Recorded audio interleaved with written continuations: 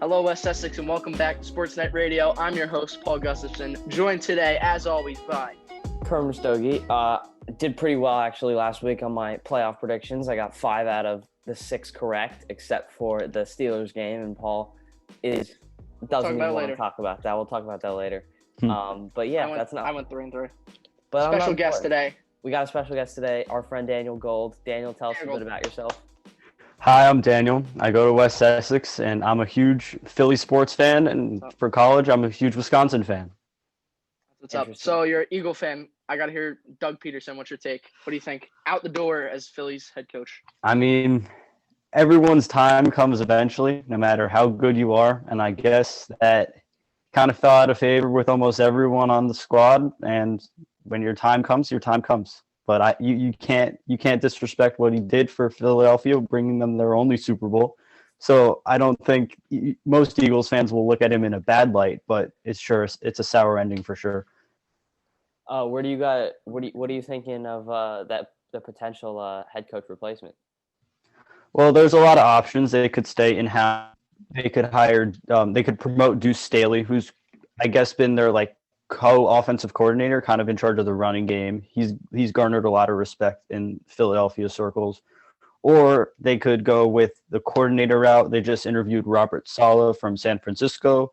They have shown interest in the Chiefs, like the 2 offensive staff from the Chiefs, Kafka and Bieniemy. Or another interesting one is Lincoln Riley from and he has that connection with Jalen Hurts, so that could work out as well. All great candidates. Those are all good choices. But last night was a big night for college football. Saw the national championship where Alabama took home the 52-24 win over Ohio State. Everyone's going to give their little 2 cents on the game. I'm going to go first because I think there's only one thing you need to say. That's Devontae Smith. 12 catches, 215 yards, 3 touchdowns, right? Crazy game. That was in one half. He did that in one half. That's all I have to say about the game. You guys take it away.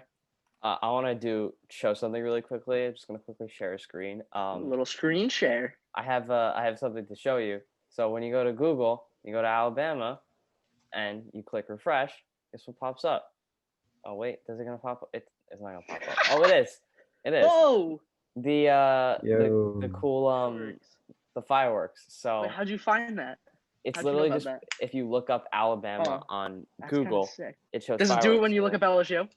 No. I don't know about that, but good game from Alabama. I don't even think that. I don't know. It's crazy.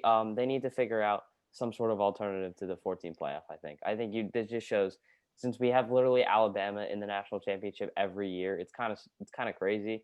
Kind of gets boring, because Alabama opened up as a 10-point favorite, which is just probably not what we want in a national championship game.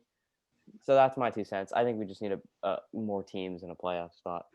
Yeah, to go off of that, it's same old every year. Alabama or Clemson's winning it, but I think LSU and Ohio State, the only other 2 winners in history. But I think the biggest takeaway of this is that the system is flawed and it needs to be changed. They introduced this playoff by design to let teams like a TCU team that went undefeated but had no shot at the championship game back in 2010 and 2011. I'm fairly sure it was those teams that the college football playoff was designed for.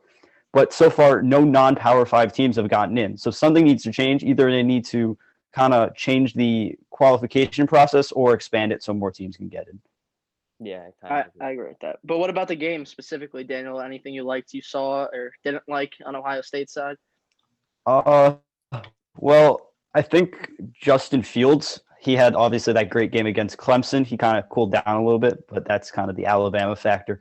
But I thought he still looked impressive. He had some nice throws, especially in the first half when they were kind of keeping it close. But Alabama wears it down, so couldn't keep it up the whole time. But hopefully he can show himself later in the draft process. That's true. Definitely going to be a top 5 pick. Alabama's got some guys that are going to be drafted early as well. So that was that. Again, it was kind of a blowout. It's kind of what everyone expected. I don't think anyone really thought, or some people might have, that Ohio State was going to pull it out. But over the weekend, we had super wild card weekend in the NFL.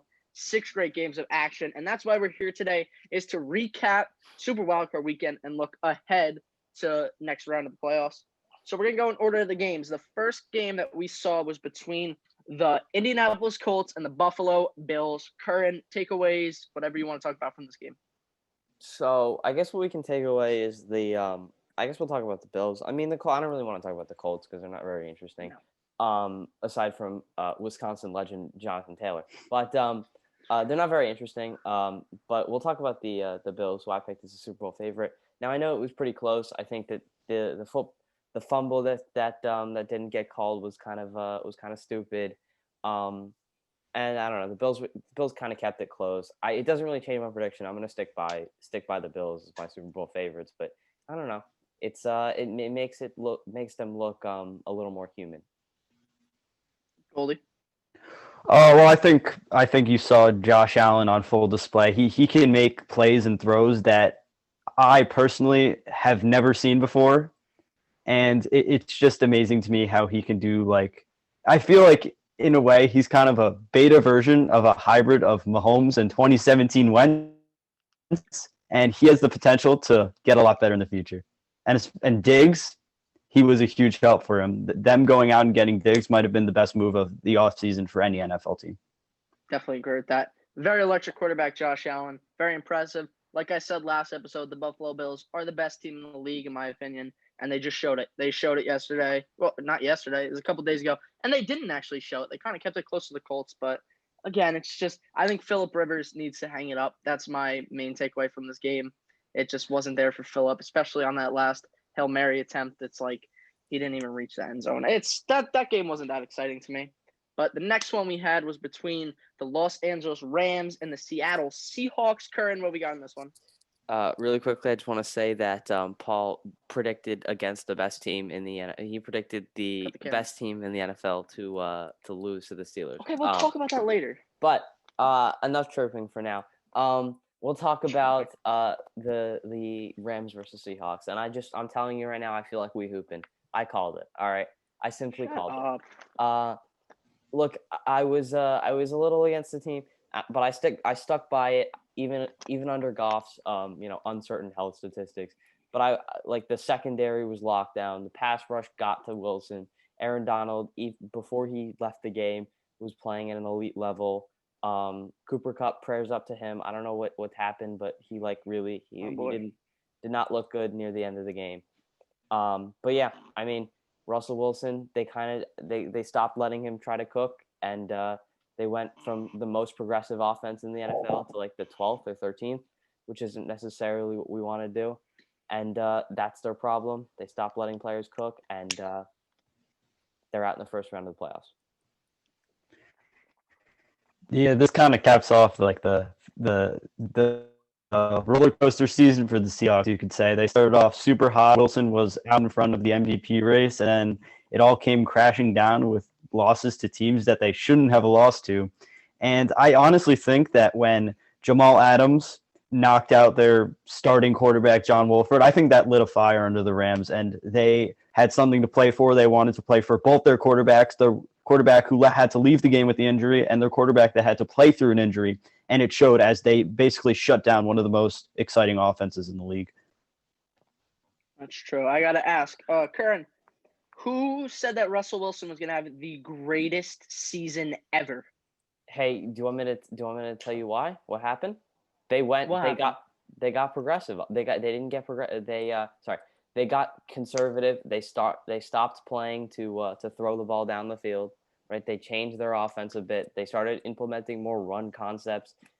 You can't predict that's going to happen. I don't understand. So you can't blame me for that. Yeah, but you said he's going to have the greatest season ever. He's not even a top 3 MVP candidate. Yeah, but like he was number 1 going into probably week 8. He was the highest graded PFF quarterback until week 8. And then PFF. And then, I'm just using other metrics. I mean, like he was incredible. And then, they just stopped letting him cook. They took him out of the kitchen, and then they didn't do so well. All right. Anyway, I went 3-3 on my wild card game picks, but I pretty much went 6-0. I was debating this game, and then I remembered Jared Goff was out, so I picked against the Rams. So I pretty much got this one right. But like I've been saying all year, the Seahawks are the most overrated team in the league. Russell Wilson is a very overrated quarterback.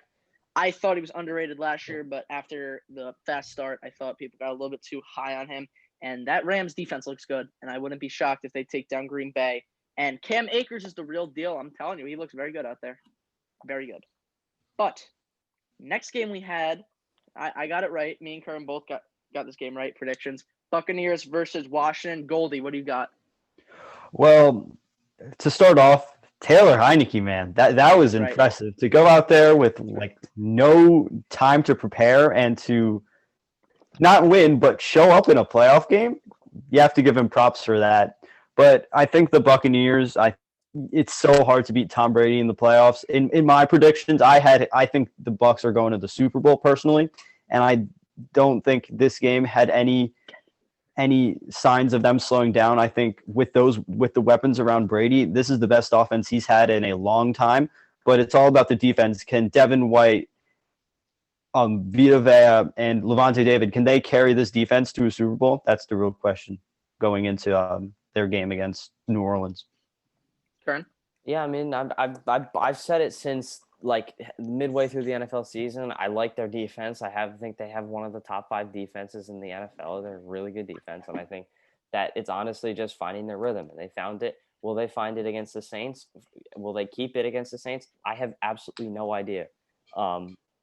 Chris Godwin, I mean, the drops weren't necessarily what we want, but look, Chris Godwin's a great receiver. I hope that the Giants I'm just going to quickly bring up the Giants. I hope that the Giants either throw the bag at whichever receiver or either Shaq Barrett or Chris Godwin. One of them is going to get tagged. The other one's going to get signed for a lot of money. So, you should throw the bag at whoever does not get tagged. Anyway, like I pointed out last episode, Antonio Brown was on a little bit of a touchdown streak of scoring touchdowns in games, and he did it again. AB's heating up, and he's going to run the playoffs. But yeah, like Goldie said, shout out to Heineke. Impressive start. I'm pretty sure everyone can agree with this. That was a better performance than we would have seen from Alex Smith, which is good on his part, coming into a playoff game as the backup. And I'm saying, like Goldie just said, they're going to the Super Bowl. Watch out for the Bucs. They look very good. Next game, number 5 seeded Baltimore Ravens versus the number 4 seeded Titans. Goldie, what do you got? Well, Lamar Jackson finally got that monkey off his back. He couldn't win a playoff game. He finally did it, and he looked impressive doing it. He started off slow, throwing that ugly pick, but I think he turned it around, did what he did best, and ran all around the field, scoring touchdowns left and right. And as for I think their biggest factor in that game was their defense. They shut down Derrick Henry, something no team has done in the past 2 years. And I think that Ravens defense, especially the run stop, is scary going into their game against Buffalo and might give them some trouble. Yeah, I mean, I told you, I hated the stupid Lamar. I hated the Lamar can win playoff game narrative because it's stupid, right? Like he won 13 games last year, made sure he didn't have to play in a wild card game. I never understood this narrative. Thankfully, it's out of the way. We don't have to really worry about it. For like a good 3 years maybe, and like if he just gets 3 years of first round playoff exits. But yeah, we don't have to worry about it for now. I'm happy that's out of the way. All I want to say is that I was right about Lamar. I mean he's really good. I don't know. There's not much I can really say about him. He's like a top 5, top 7 quarterback easily. So I don't know. I wouldn't go that far. No, he is. No. He's probably. That narrative is not out of the way either. I'm still on that narrative. Who is the biggest Lamar Jackson critic, hater you know? It's you. Sitting right here. Sitting right here. Fan. You're a biased Steelers fan. You're a biased Steelers fan. It's because you're a biased Steelers fan. That was not an impressive performance. I'm not sold. He looked ugly to start the game, and he's going to lose next round easily. It's because you're a biased Steelers fan. That's why you hate Lamar. Defense. Shout out to the Ravens defense being able to stop the king. But Lamar Jackson, I'm not sold. You said he's top 5 or 7. I would say he's probably maybe top 20. If you're, see? I told you, like you're not even like you don't even understand. Like Lamar has I told you he's the best. He's the best runner in the league, and then no, he's not. No, he's not. Paul, he averaged Jalen the Hurts. most. Paul, he Kyler averaged Murray. the most. Paul, Big Ben Roethlisberger. He averaged more yards per carry than both of them. I don't understand. Come on. He's the best runner in the NFL. Plus, he has a pretty good arm. Running backs in the NFL too. He's the best running quarterback. Okay, fine. He's the best runner as a quarterback in the NFL. And so if you put him behind the Cardinals' offensive line, he'll have the same amount of rushing yards as Kyler Murray. That's not how it works because yes, it is. No, it's not because they play different. They play different. Lamar Jackson. Sure, if we're going with just yes, then yes, he will have better rushing numbers than Kyler Murray. If you keep the play calls the same, if you just the only variable you change is the rushing, yes, I will. If you just keep the play calling the same and you change the O-line, then yeah, 100% he'll have better rushing stats than Kyler Murray. It's not the offensive line. They let him. He's going to lose next round. He's going to lose next round. I think so too, but that's not. I can name 20 quarterbacks better than him off the top of my head. 20 quarterbacks better than him. All right, get out. Next game, we had the Bears versus the Saints. Curran, you hit us first with this game. I don't know. I kind of actually liked the Nickelodeon broadcast. It was pretty good. Honestly, it's pretty good. Like if I was like a little kid and I would and they little kid. No, hold on. I enjoyed it right now. I enjoyed it. Yeah. No. I'm saying because they did a lot of like the explaining of like the basic stuff. I was gonna say if I was a little kid and I didn't really know what football was and like how it played it, I would have thought that part was very helpful. But in totality, it was really good. Also they had Noah Eagle on it, West Essex alumni. So that's correct. Shout out to West Essex for doing it big on the world stage. And I really liked it. It was good. It was interesting. The game, not as interesting. But, I was about to say, there's nothing to say about the game. I don't really want to say much except for the fact that, the Saints, again, they look good. I mean, if they're going to do it in the playoff, if they're going to keep doing it, I don't know. But, good for you, Saints. Goldie? Well, yep. I think this will go down as the Nickelodeon game for sure. Mitch Trubisky took home arguably the most prestigious honor in the NFL, being Nickelodeon MVP. Congrats to him for that amazing accomplishment. But I think whether it be the Javon Wims drop in the end zone or the horrible impersonations, I think this game was shaky at best in terms of entertainment value. Terrible game. But I had fun. Incredible broadcast on Nickelodeon. You got the slime zone, the incredible comparisons they had on the TV, comparing like Alvin Kamara to Alvin and the Chipmunks. It was an incredible comparison, as well as like comparing SpongeBob and Patrick to Drew Brees and Taysom Hill. Incredible. The SpongeBob in the uprights when they're kicking field goals. You see SpongeBob. All just amazing stuff. Again, shout out to the broadcast team, Noah Eagle, former West Essex student, and Nate Burleson from Good Morning Football, another amazing sports personality. And congratulations to my boy, Mitchell Trubisky, on winning the MVP. Now the Bears got to give him the bag. So shout out to that game. It was a terrible game. But moving on, I'm going to talk about this game first. I'm going to take this one first. The Browns versus the Steelers. And first, I'm going to lead off with who is the person that has day in and day out, every week, every game, defended Baker Mayfield and said Baker Mayfield was the guy and said Baker Mayfield was a great quarterback. That's me right here. So if I'm not shocked with the outcome of this game. I know I picked the Steelers to go to the Super Bowl. That's me just being confident in my squad. I didn't think they'd actually win the Super Bowl. I thought the Chiefs would, but I had the Chiefs losing the Titans. Anyway, I'm not shocked the Steelers were not good to end off the year. I think that's it with the Steelers right now. I think a lot of change is going to come. Pouncey's already retiring. I think they need to draft a young quarterback to maybe play under Ben for a year. I would like to see Ben one more time. Just see him one more time. Back. I would like them to bring back Juju, but for cheap. He's probably going to want a lot of money. He'll probably go to the Jets or something like that. But I would like to see Juju back for cheap. And they need Bud Dupree back.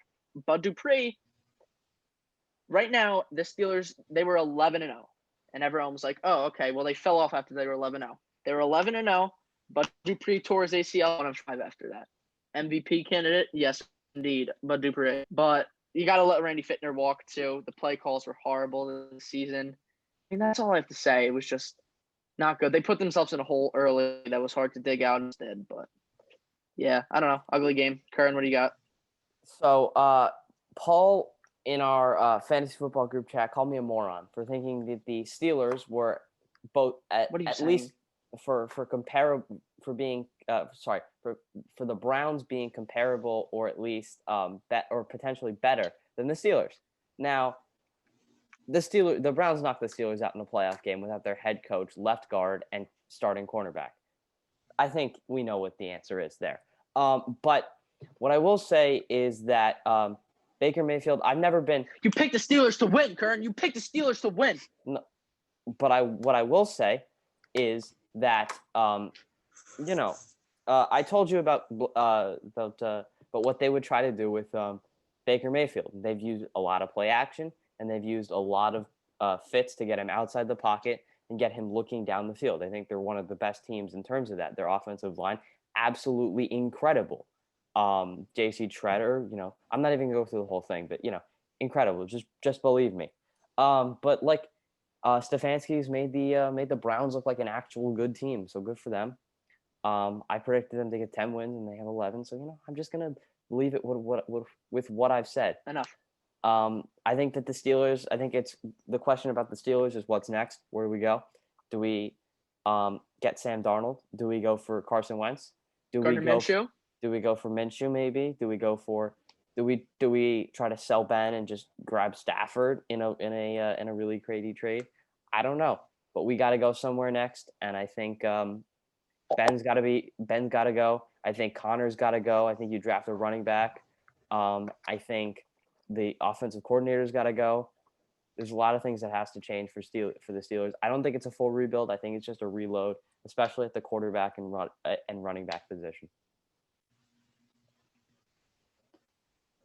Well, in wise words of Juju Smith-Schuster, the Browns is the Browns, and this year the Browns out of context. You got to watch the whole interview. That's completely out of context. I'm quoting him. And this year the Browns are a legitimate football team. It's weird to see. It's a bit mind-bending at this point for how bad they've been, but Baker Mayfield is leading this team to unprecedented levels for Cleveland fans. And who knows how far they're going to go. They just took down a team that was at one point 11-0. Not only did they take them down, they destroyed this game. They destroyed them. This game was over after 5 minutes.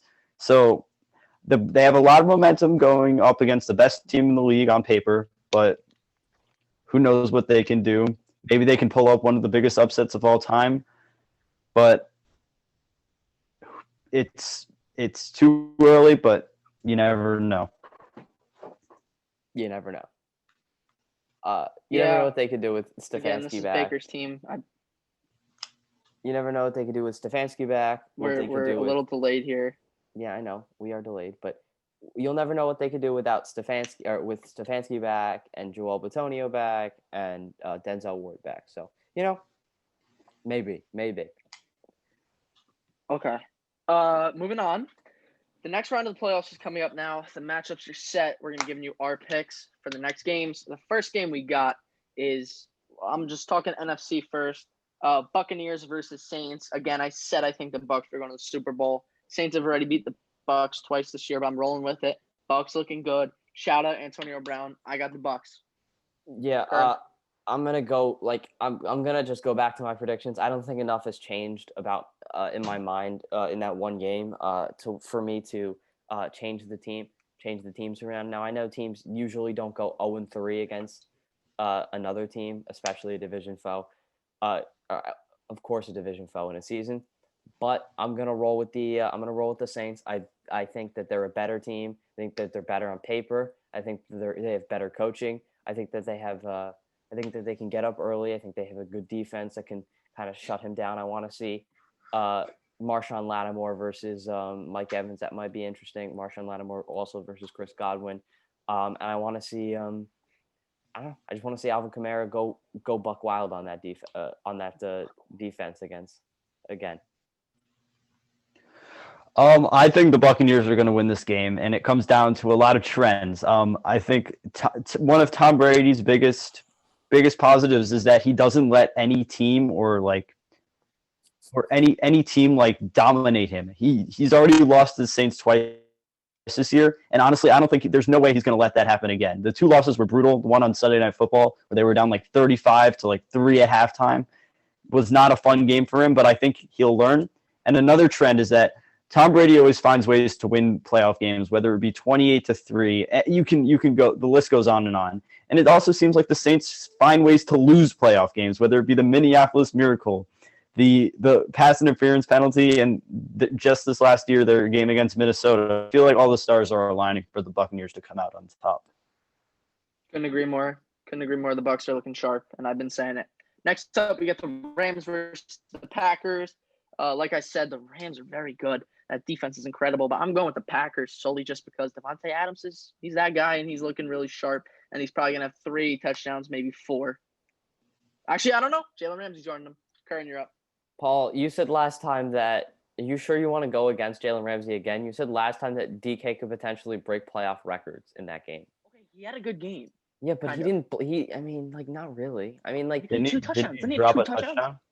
He had 2, though. No, he dropped 1, but I don't think. He dropped he wasn't being guarded by Jalen Ramsey on either of the touchdowns. So one was in his zone, in Jalen's zone, but I don't know. It wasn't credited as him allowing the touchdown. But what I will say is that I think that this is going to be a close game. I think that it's going to look competitive, and the scoreline I think is actually not going to reflect it. I think what's going to happen is you'll have the Packers up by like a touchdown, and then I think Green Bay scores another late in the game to cement the lead. I think I'll take them by double digits, but the scoreline, in my opinion, will not reflect how competitive the game will be. I think a really good passing offense versus a really good passing defense is always going to be interesting. So I can't wait. Oh, I have the Packers, by the way, in Lambeau. My bad, I didn't mention that. So in my original bracket, I had the Packers going up against the Seahawks in the divisional round. Obviously, the Seahawks are not in the playoffs anymore, so now it's Packers-Rams. And honestly, I think the Rams are going to win. While they don't have a quarterback, really, the Packers' one hole this year has been run defense. They've been horrific. And I think Cam Akers has been playing as good as any running back in the league right now. And I think he'll run all over the Packers' run defense. And the Packers' biggest weapon, Devontae Adams, could easily be shut down by Jalen Ramsey. So I think this is the perfect matchup for the Rams. But if something's wrong with Cooper Kupp, Aaron Donald, or Jared Goff, I don't know. But I think this will be an upset for the Rams. I'm going to point out, I'm going to give a little yeah, I definitely see both sides here. I'm going to give a little pushback on that. The Packers are 17th now in my defense in terms of rush DVOA and I think yards per carry allowed. I mean, they're not horrific. And Cam Akers isn't a elite running back. I mean, he's playing good. He had a good playoff game, but the game before that, and before that, I think the only game was outstanding was against the Patriots on like Monday Night Football or Thursday Night Football. But I think I like the Packers. I mean, I don't know. I don't think they can exploit it as much now. I think the biggest thing would be I want to see Leonard Floyd versus whoever they have at left tackle replacing David Bakhtiari. Yeah, but back to the Cam Akers thing. Look, I know it's 2 different situations, but look at what Raheem Mostert did to the Packers last year. A pretty pedestrian running back coming into that game. Maybe Cam Akers can have a similar fate. His 15 minutes of fame per se. That's right. Curran, you need to close your mouth. Cam Akers is playing as good as any running back in the league. He outperformed Derrick Henry over the weekend. Yeah. Next game. One game, but okay. We'll go for it. Okay. Yeah, well, no, he had some good games this year. Chiefs versus Browns. Again, I'm not going to be shocked if the Browns win. Keep an eye on Baker Mayfield. I'm his number 1 fan. And then I got to keep quiet when I say that because let's go Steelers. But I love Baker Mayfield. Chiefs are going to win. This is the best team in the league, if not one of the greatest teams ever. And you have Patrick Mahomes and Tyreek Hill and Travis Kelce on the same offense. Chiefs win. I don't have to say much else. I have the Chiefs winning also. I have the Chiefs winning also. I'm going to be clear about that. I had them over the Ravens. I think they're still a good matchup against the Browns. My worry would be that the Browns would be able to keep them off the field for a long time with Nick Chubb and Kareem Hunt. and then not give Patrick Mahomes a lot of time to work with. But I think it's actually going to be a fairly competitive game. I don't think it's Chiefs by a long shot. I can't actually. Yeah. The only thing is I'm worried about the big play. I'm worried about they have a really bad secondary aside from Denzel Ward. So I'm worried about the big play, giving up bombs to Tyreek Hill, Travis Kelce, Demarcus Robinson, and the rest of the Chiefs receivers. I think the Chiefs will win this game, but look what happened last year in their divisional round. They didn't play actual meaningful football for 2 weeks, and they got absolutely clobbered in the first quarter by the Texans. Don't be surprised if something similar happens again this week, but I think the Chiefs will end up pulling it out at the end and winning in normal Chiefs fashion with a couple of big plays down the field to Tyreek Hill or Mecole Hardman and solid defense. Yep, I like that. Next up, Bills versus the Ravens. Lamar Jackson is the worst quarterback left in the playoffs, at least in the AFC side of things. Buffalo Bills are going to win. Josh Allen is the GOAT, and they're a good matchup for the Ravens, I think. I think this will be a good game, but I really liked what I saw from Josh Allen and Diggs on Saturday. And I'm not sold on the Ravens yet, so Bills. Let's go Bills, by the way. Bills Mafia. I think Paul's just trying to jump onto the bandwagon. Let's bandwagon. Be real. What do you mean bandwagon? What bandwagon? Let's be real. If Paul, let's be real. If the Bills were playing any other team if the Bills were playing any other team, the Bills were the best team in the NFL last week. Yeah, but let's be real, Paul. You wouldn't be calling yourself a member of the Bills Mafia. But what I will say is I would be. The Steelers are out. What I will say is I picked the Bills to go to the Super Bowl, and I picked them to win the Super Bowl. So I'm going to stick by that prediction, and I'm not going to really just change that right now.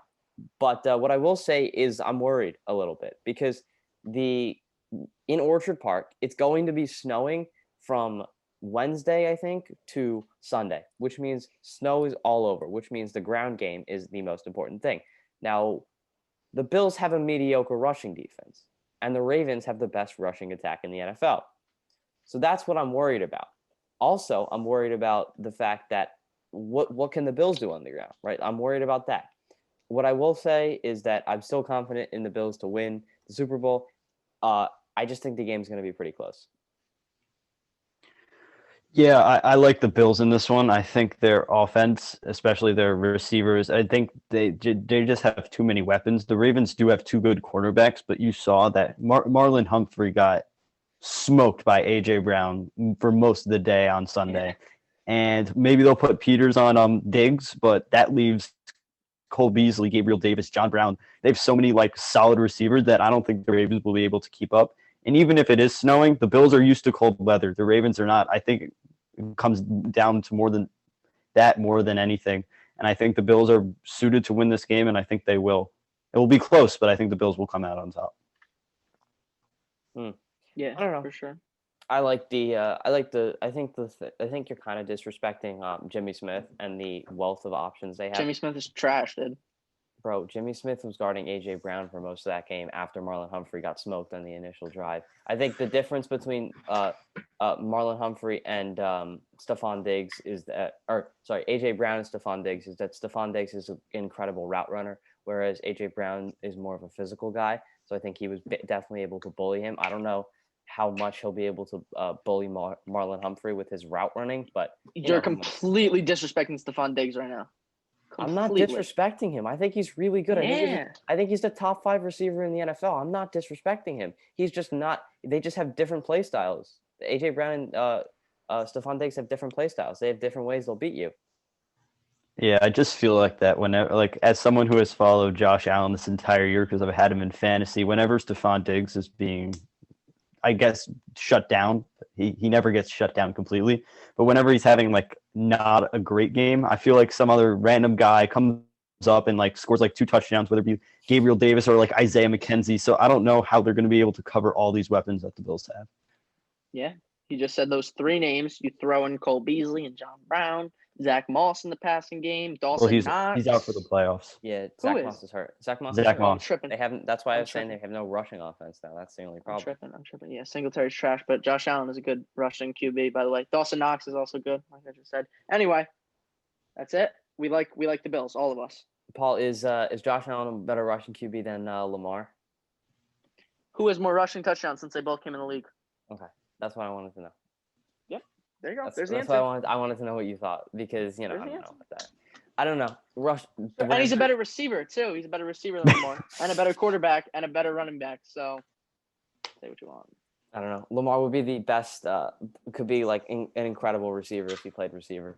He's like 6'4", and he has wanted incredible him to play speed. receiver, and he didn't want to. Josh Allen has caught some touchdowns. I think at least one. I don't know. He probably has more than that, but I'm tripping. Lamar has not caught a touchdown yet, has he? Nope. I don't think he has. So I think we all know that Josh Allen's a better receiver than Lamar Jackson, and that's why the Bills are going to win, is because their quarterback is a better receiver than the Ravens' quarterback. Yeah, obviously. That's how the main factor. That's how it be and how it do. Exactly. Is that all? Is that all you got? Anything else? Comments Anything anyone wants to touch on? Yeah. I mean, I don't really want to talk about Rutgers. We're not going to talk about Rutgers. Never mind. We're not going to talk about that. Actually, before we go, Gus, can we agree that this Sixers Heat game tonight does not count? Should not be played. Does not count. It does not count. Wait, why? What happened? Because no one is playing. Oh, they're actually. I didn't think they were playing. Yeah, they are playing. The NBA hates the Sixers, so they make them play. Tyrese Maxey versus Tyler Hero, and no one else. I mean, the Sixers have Embiid, and I think Simmons, but yeah. That's not fair. Yeah, this game doesn't count. That's why I said it doesn't count. Yeah, the Heat don't have Bam, Jimmy. They're shorthanded, but so are the Sixers. So I don't know. Yeah, it shouldn't count. Anyway, Curran, you want to send us off? Yeah. Oh wait, I just want to say this. Actually, I don't want to jinx it, so never mind. I'm not going to say it. No, say something. You just mentioned. Okay. Go. Fine. I'm gonna mention it. Apparently, I am just the best at predicting Jeremy Grant. I didn't realize that, but I predicted that he would go to the Pistons and that he would be the most improved player, and he's kind of looking like it, right? I'll just tell you that. He's 24 points on good shooting. Like I mean, he's probably the guy. But that's what I have. Okay. So as always, like and comment, subscribe, check the YouTube videos. I probably jinxed Jeremy Grant, so if you're watching this, I'm sorry. Like and comment, share, check the Instagram out at the West Essex Wire. Check the website out at thewestesquire.com, and that's pretty much it. Paul, you want to take it away? Thank you for watching, and don't forget that Jeremy no longer the most improved player.